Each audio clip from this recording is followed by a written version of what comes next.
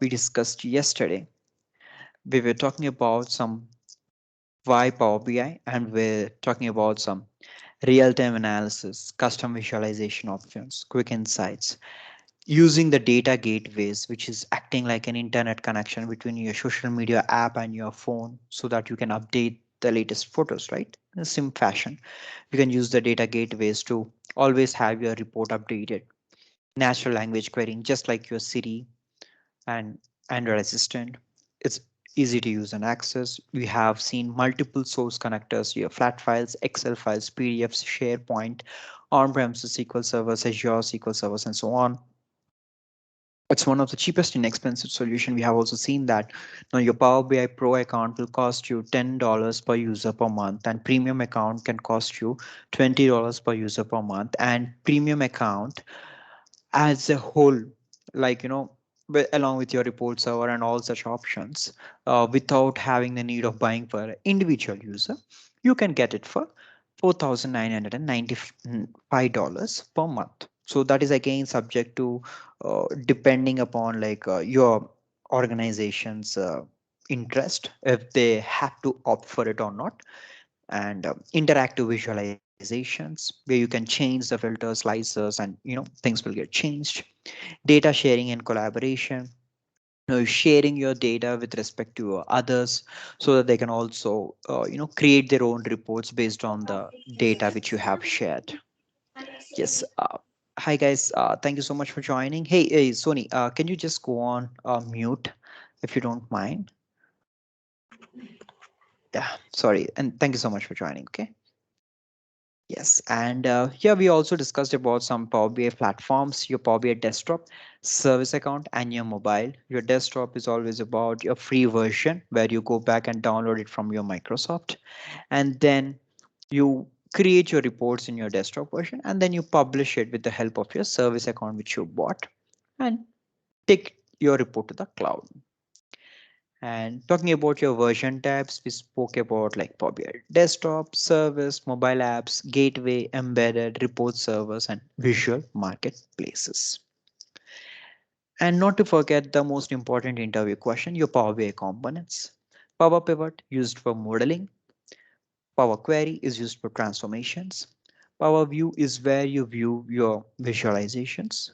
Power Map is where you will use your map kind of visualizations, and the component behind it is your Power Map. Power BI service account is where you take your report, your desktop report to your cloud level.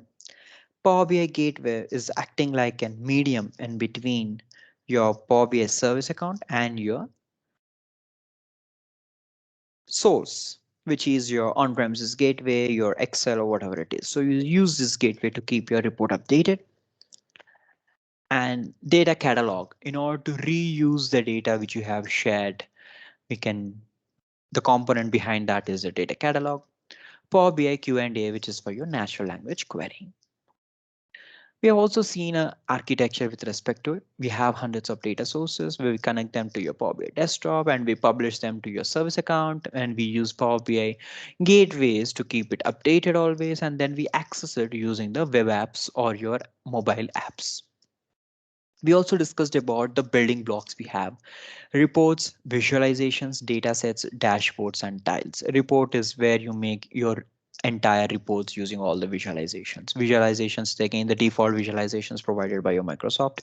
It could be your stacked column chart, bar chart, and so on, where you are trying to talk the data in terms of visualizations. And the data set is where you have connected to one data source, you made all the transformations, and then you make it one final version to create reports on top of it. And then your dashboard is like your notice boards where you will just go back and highlight the kind of the visualizations you wanted to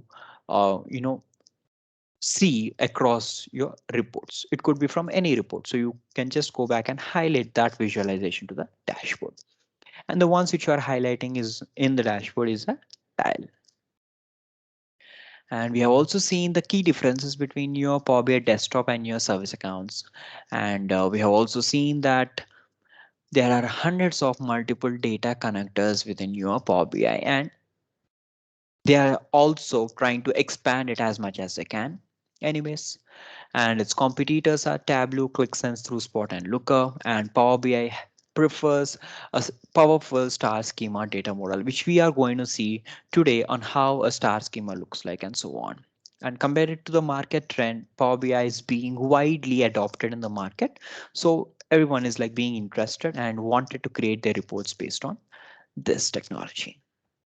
Coming to your pricing, you know it, 9.9 in per user per month for your pro accounts, and for your premium 20 per user per month, and for your direct premium is it's 5,000 per month.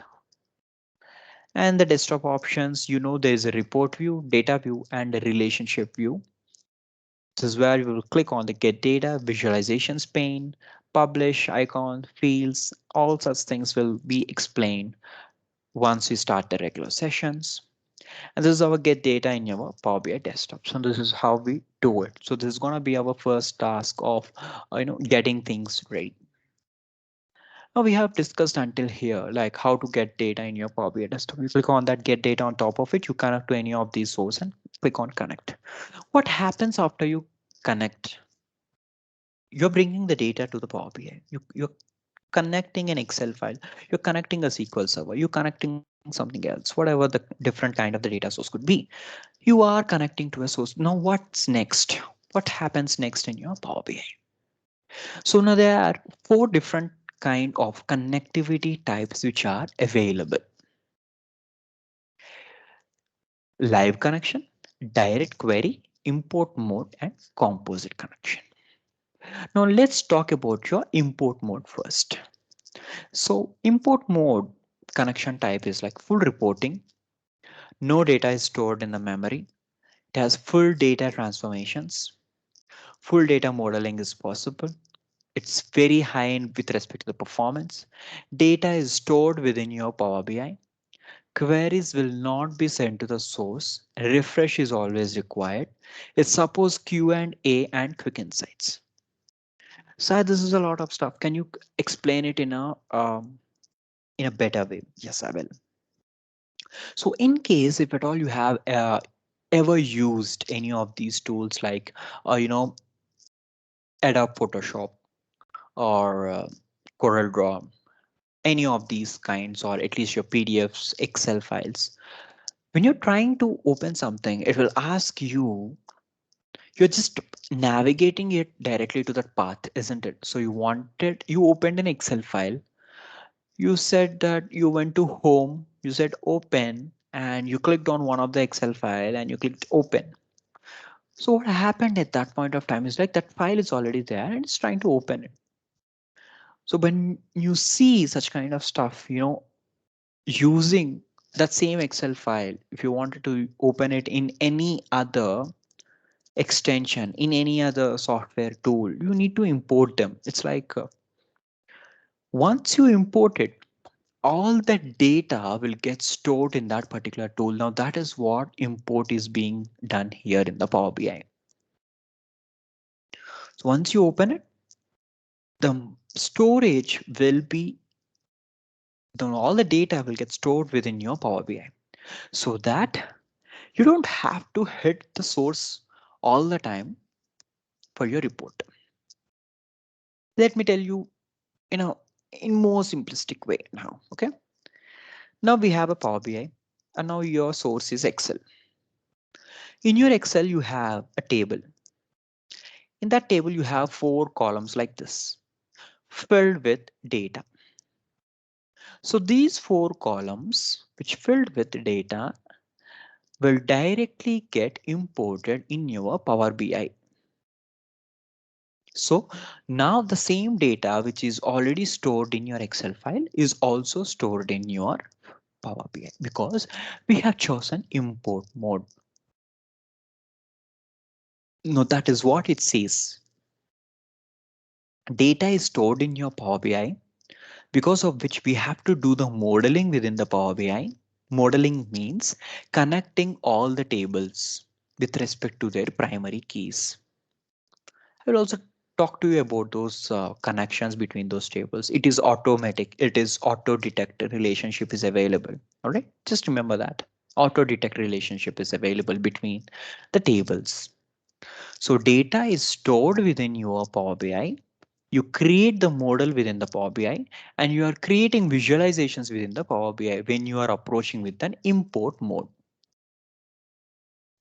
When you talk about the direct query, the data is stored within the data source only, but you will connect it directly to the Power BI and it is direct query now. So you can only make the modeling within your Power BI and create visualizations.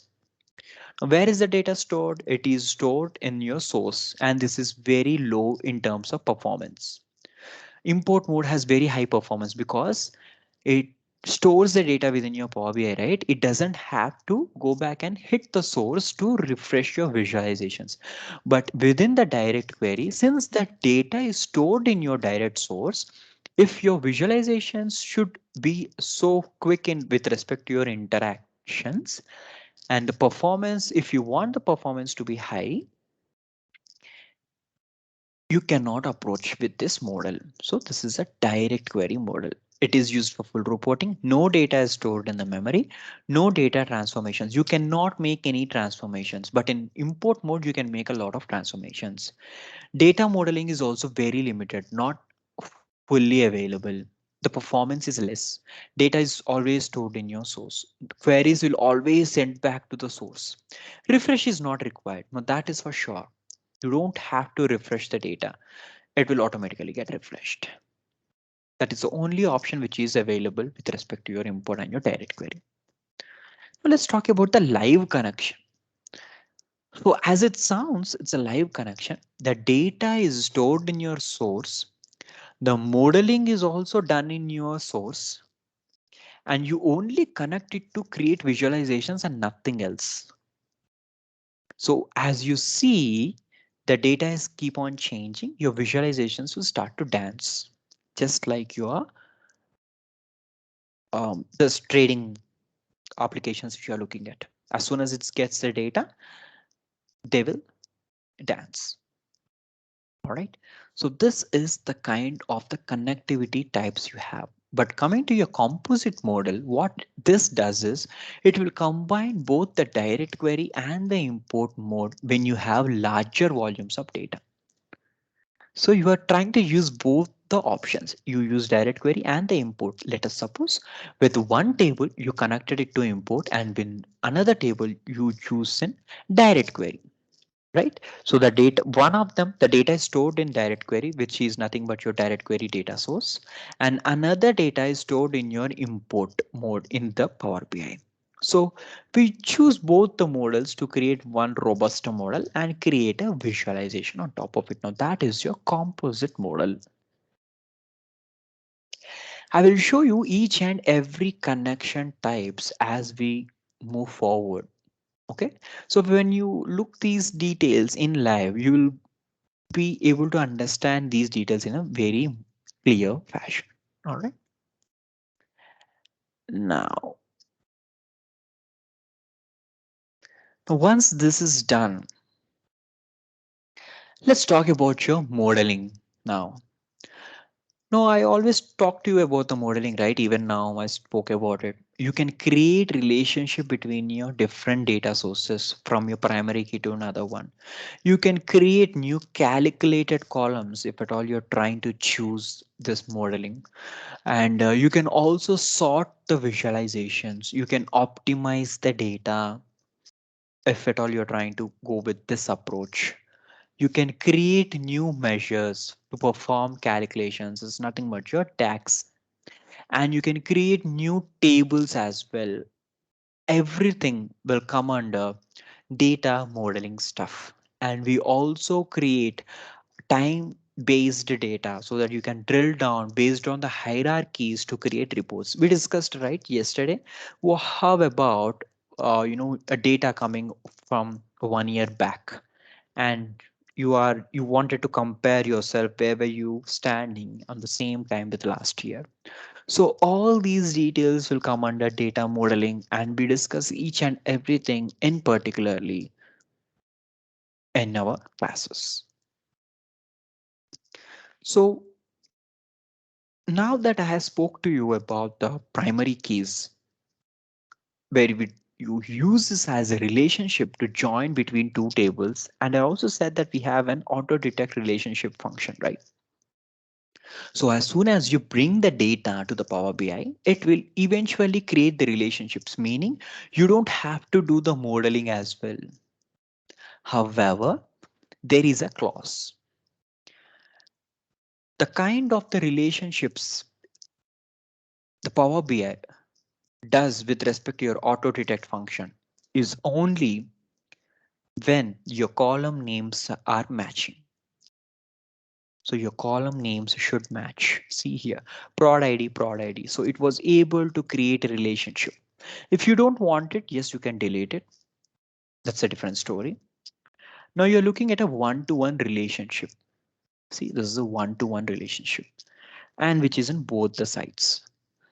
If you do not have the column names appropriate, it won't identify. It will uh, throw a wrong relationship. The chances are that it can also do. So what we do is like show you how to create these relationships in an appropriate way. And also we show you that these relationships, how to connect them with respect to your facts and dimension tables we have, how to identify them and so on. We will also look at it. All right. So for which, in order to create a relationship between these tables, now that is where we follow the star schema. Now, just now I said we were discussing about one-to-one relationships. Now this is a many-to-one relationships you are looking at in terms of your facts and dimension tables you have. Then you will be like, Sai, this is like getting on top of our head. Can you please explain it with a better example for us? You know, let's try a better example now. Let's think about Amazon right now. Now you have an Amazon. Now you're trying to place an order. So how does Amazon store the data? Let's talk about it. Now, for our understanding, you could always think like, so the data is being stored in the multiple columns. Okay, that's fine. The columns will be something like this, customer ID, customer name, production ID, column, and so on. So these are your columns. So you think that, customer name, your name, customer phone number, your phone number, customer address, your address, your ordered product, your iPhone. Okay, the status of your order, it's delivered. Do you think it's gonna store data in such a fashion? So what happens is Amazon or any other organization, they divide the data in a particular fashion that where they can have the facts and the dimension tables. So what are your facts? Let's discuss about your facts. Your fact is what are you doing in a particular time? So at 7 o'clock in the morning, you woke up. At 8 o'clock, you had a breakfast. At 10 o'clock, you started to work. At 1 o'clock, you went for lunch. So all these kind of data, correct? Now you're talking about the time, but the work which you are doing, you woke up, you do it, it's gonna repeat each and every day. That is gonna be the same. Now, how do we define it? So when I say you woke up, since it's the first thing you do in the day, I mark it as one. So you woke up, ID is one for that. Now that is the key. So you had a breakfast, it's two. The ID is two for the breakfast. So at 10 o'clock, you went to work. Now that's three. You had a lunch. Now that's four. Now assume that for each and every work you are doing, you had assigned it with all the IDs you have. Now that is what we do in the fact tables. So you have a date and a timestamp. Now but you mention just one or two. Why? Because you don't want to always store the data in more number of characters. Now that's a huge storage of data, correct? You do it multiple times in a column. Imagine you have characters in a column and numbers in another column. Which is the column that has very less size? The numbers, correct? The number of digits it's required, the bits it required to store the data in that particular cell is less when it compares to your characters. So that is why we prefer numbers. So we also need to have another table where we are storing them. What is the table? The one which we just discussed. You woke up one, you ate it, your lunch is four and so on, right? Now that is nothing but your dimension table. You store your data in only one table, which is your dimension table, because you don't repeat it, correct? Lunch is always four. You cannot make another lunch two and make it five until and unless its tea is different from the lunch. So lunch is anyways four. You can't make another lunch with seven. Correct, right? You already assigned a number to lunch. So you don't do it once again. Now with the same category, if at all you define whatever you are doing the work in a day, all such stuff will come under your dimension table. And you storing everything in a daily purpose with respect to your date and time and your IDs, the work ID, the one or two and so on. It will go on and on and on, right? Now that is a fact table. So every day you store your data. Now that is a fact table. But in order to look at these tables in a minimalistic way so that we stored it in a very lighter fashion, right? Now those are the dimension tables. Now exactly we discuss about the same stuff with respect to your Amazon right now. Anything with respect to your customer table is a dimension table because it will only occur once. Customer name, customer ID, customer address, customer phone number, and so on. So you cannot make another one. The same customer cannot say that, I have another address. It has to be another ID which is storing that address. Think in that fashion. So that same customer, another address and so on. Now, all those are like which will only occur once. So those are the dimension tables now. Now facts are he placed an order. What is the order ID? What is the customer ID? What is the product ID? What is the delivery status ID? And what is the price he ordered? Another dimension table we can talk about is your product tables. What is the product ID? What is the product name? What is the product cost? What is the product price? What is the product discount? All such things will be stored in another dimension table. So this is all the backend stuff. And this is pretty simple. It only requires observation. When you're trying to connect any of your fact to the dimension, it is always gonna be many to one relationship. Now look at the star. This means many. One is always occurring once. Why is this many in your fact table? Because you do the same thing multiple times in a month. You eat lunch multiple times. You woke up multiple times. You sleep multiple times. So that is why it is a fact table, and facts are something which occur multiple times. But dimension is only one thing, correct?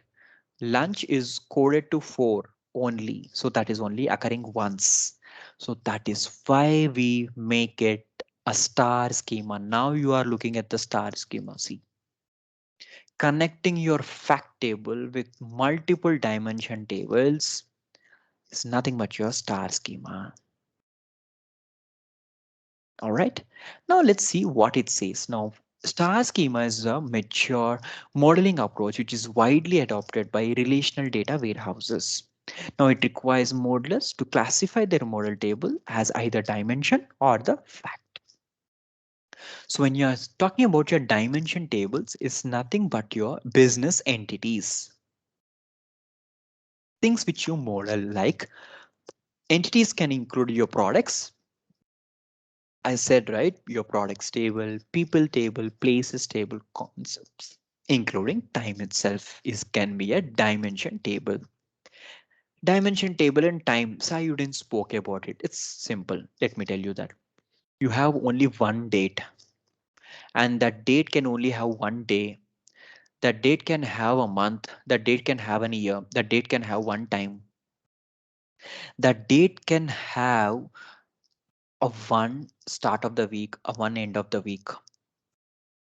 All these details, when you're trying to have one date, that's nothing but your date column. That is what it says, including time itself, which means date and time. I'll also show you how to create these dim date tables, which are dimension date tables, as we progress, right?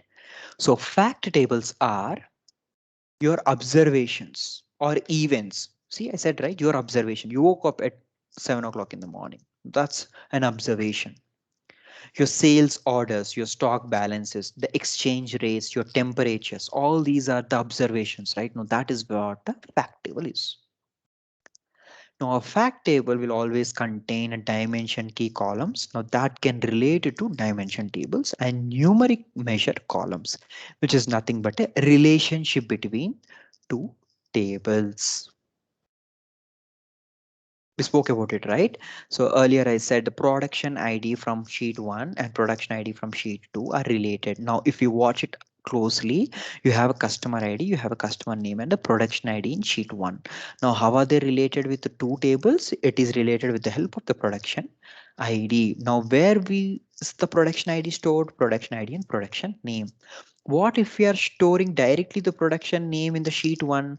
The data will be so huge, correct? So that is why we try to go back and relate them in such a fashion where we can bring them. Simple, right? That's how it's gonna be.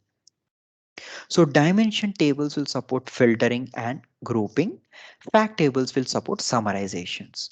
Summarizations means your price. What is the price he has ordered? You wanted to understand the sum of that price. Okay, sum of the sales which happened in that particular time. So that is the facts, right? So all such stuff will be available under your fact table. But for your dimension table, it will support for filtering and grouping.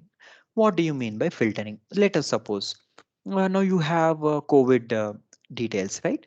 Now you have a state and a state IDs. Let us suppose you have a dimension table where you have state and state IDs. Now we are using a filtering option to filter the data. From where we are trying to pull it? We are trying to pull that from a dimension table. So all the states data which you are looking at in a web application, they are coming from the dimension table. So that is what they meant by support filtering and grouping. All right. Next, we can create the calculated columns. All right. So what if I would like to create new calculated columns? We will write a small DAX functions to make them create. So that is also possible. Now, even this will comes under your modeling. See, modeling tab, new column. We are trying to create a new column. Creating calculated tables. Even this is comes under your modeling stuff. So you're trying to create a new modeling by creating a DAX out of it. So Sai, you're always saying DAX, DAX. What is this DAX? It's a data analysis expressions, guys. It's like, for example, in Excel, if you would like to add any two rows of the data, what you will do, you will write is equal to sum of A1 plus B1. What it does in C1, it will show you the result, right? Now that is what we use for the functions in a little wider format. Okay, we will see that. I see someone has unmuted. Do they have any question for me?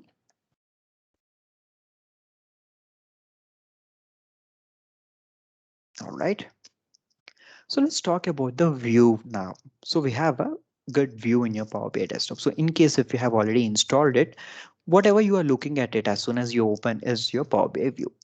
So the very first view is your ribbon view.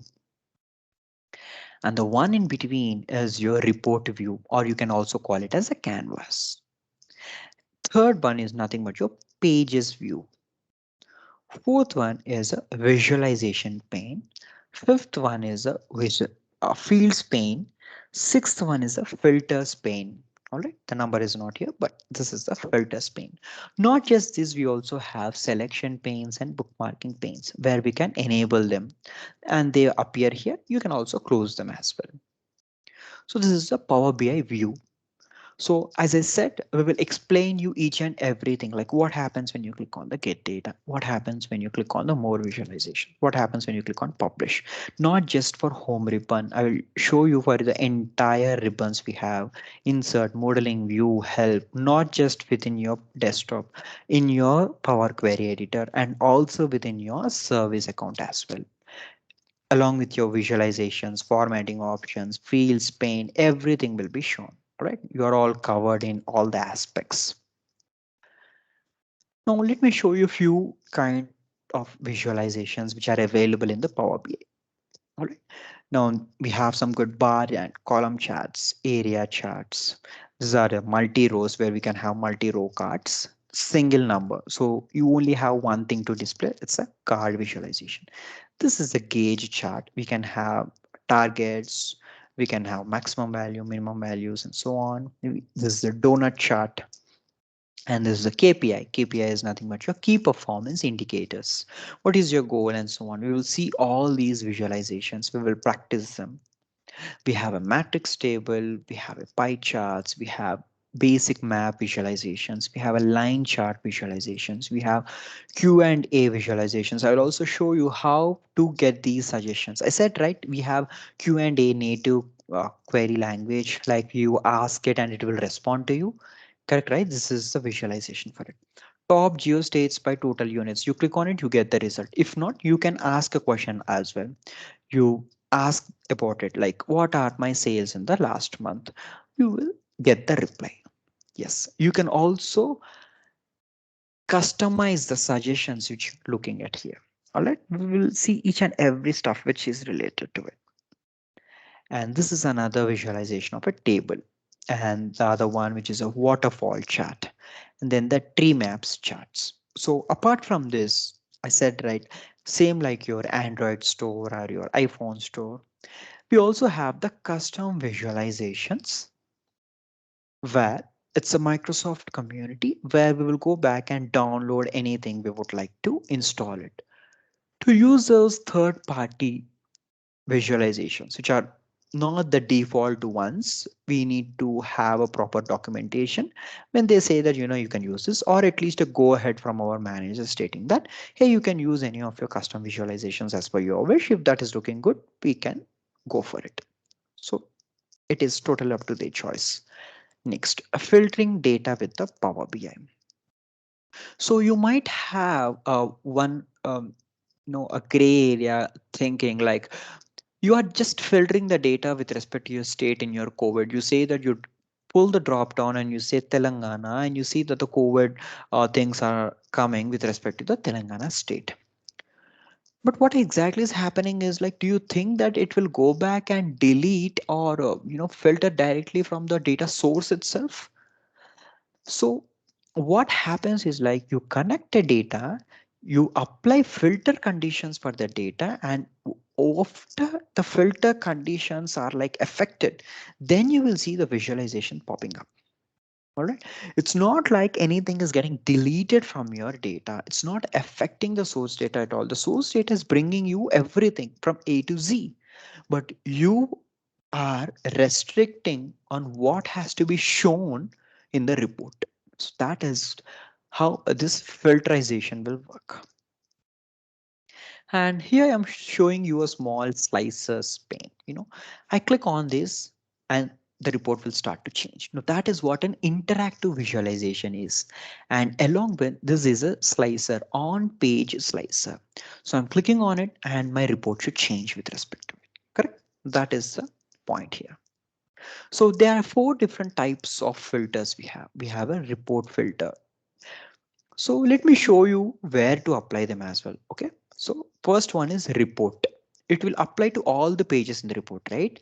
It's straight here in the filters pane. See, filters on all pages. If I drag and drop any of my columns so that it will apply to all the pages we have, this is where it will get affected. And the other one is filter on this page.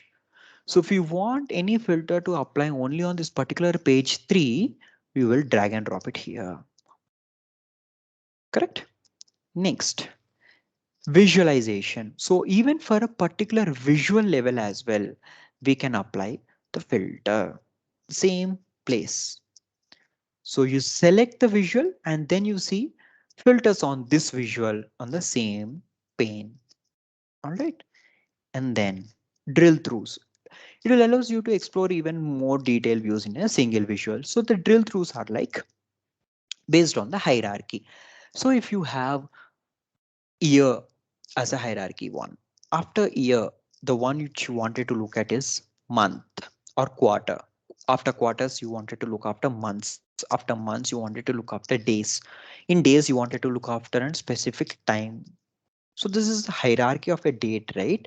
So these are the drill throughs. No matter whatever kind of the level you wanted to look after the report, you can look at it. All right. Apart from that, you can have use buttons in Power BI. So you are using these button options and creating the reports in such a fashion where it looks like an app kind of an experience. Now you have a mobile apps, right? You click on those buttons. You know what are these buttons are. When you click back, it has to go back. When you click on a home button, it has to redirect to a home button. Now we use all these buttons to create an interactive report in such a fashion that it will react to our touches with respect to those buttons. All right. And then transforming the data. So we do a transform data using a Power Query editor. So once we bring the data in our Power BI desktop, we have to perform transformations, right? Remember one of the component, the second component after the Power Pivot. Power Pivot was for modeling.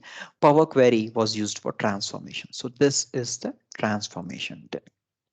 So we use this to transform any of the tables we have. So in order to launch the Power Query editor, this is your home ribbon in your Power BI desktop. Click on your transform data and then we get into your Power Query editors so that we can make a lot of changes with respect to any kind of the transformations. I said right now, first letter is not capital. You want the uppercase to be, the entire name should be in upper cases or in lower cases, or only the first one to be a case sensitive. So anything can be done with respect to your Power Query editors. You don't require any coding knowledge or any coding details to work on it. So I am here to help you with regards to all these stuff. All right.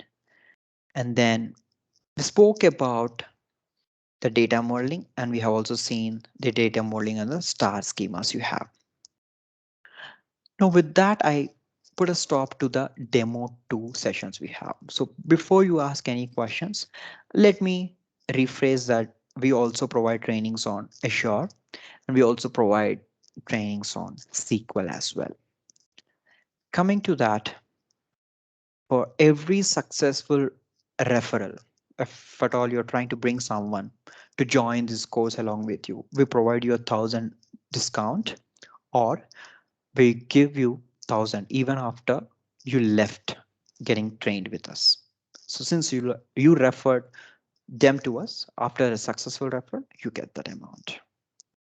Now coming to the sessions, these are the old dates. You can ignore it. That's fine.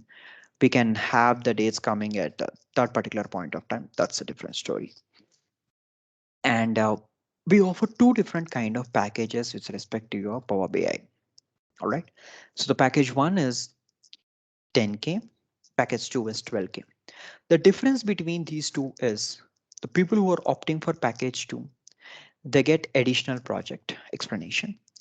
We provide their resume. So we build the resume for them. We help them in interview preparations. We provide them the latest certification terms. And we do also a placement assistance for both. Now that is a different story. You can call to us and know what it is all about. Not just this, we provide a Power BI service account. This Power BI service account is only being provided by the Analytics Pro in the market. If you try to go back and ask anyone who is in like your Amipay or whatever they are, like people who are doing it, none of them will provide you a service account. We also provide you a SQL database connection as well, so that you can practice how to connect it to your Power BI. So we give you those credentials as well. When we give you these Power BI service accounts as well, so that you practice and be a pro and you show what you are working on, and we tell you what has to be done with respect to that. So no matter what, I can guarantee you that, I can bet you that no one in the market will provide you the service account. If you wanted to create one service account, you can say that, hey Sai, I have also seen that it's a 60 days of free trial which is available for this service account, and maybe I will create one for myself. I don't need that anymore. Yes, you can do that, but on one condition. In order to create your own account, you cannot do it with your Gmails or Yahoo accounts or Rediff or whatever the kind of the email IDs you have. You will never be able to use those to create one. That is why we give you these accounts for you to practice. If you would like to give it a try, yes, you can always do that. Everything is right in front of you, but that is what we are known for in the market. No one will provide you a service account for practice, because what happens is after you create the report, you publish the report in the service account, and that report has to be shared with the clients. So these clients, whatever the kind, we explain you. Explanation is something which is always there. Remember that. We explain you about this service account. We navigate you where have to go, but you need to have a hands-on it, right? Power BI desktop, you can have a hands-on if you're at all you're downloading it. If you don't download it, you can't have a hands-on. So in order to you to have a hands-on this service account, which is something we will provide to you exclusively. And with this, I will stop my session.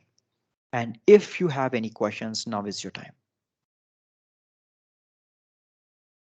I am all open to your questions, guys. Anything you would like to ask me, I'm all open.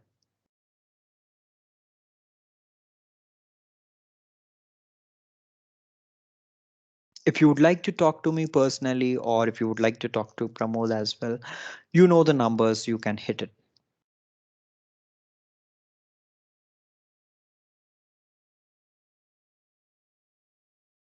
Okay, so uh, how many of you all have joined yesterday and today? I believe that you should have some kind of uh, you know a review or a feedback which you would like to give. So I suggest that, if at all you don't want to do it here, please give your feedback to promote whatever you are thinking. Like the regular classes will start right from tomorrow. Since we have already started it yesterday, 2 classes are like done. So from tomorrow, the real action will start. Only with those where we have the email addresses, we create a room for them and we share the invite users with them, so that only those people will be able to join the regular sessions in the same time. Starting from tomorrow, the regular classes will commence. All right. In case if at all you're worried about when is the next regular classes are going to be, it's going to be from tomorrow. And is going to be from the same time. It is going to be for the 30 days of course duration. So please make up your mind and decide for yourself. And thank you so much for joining. If you have any questions still, even now, if you would like to ask, yes, you can.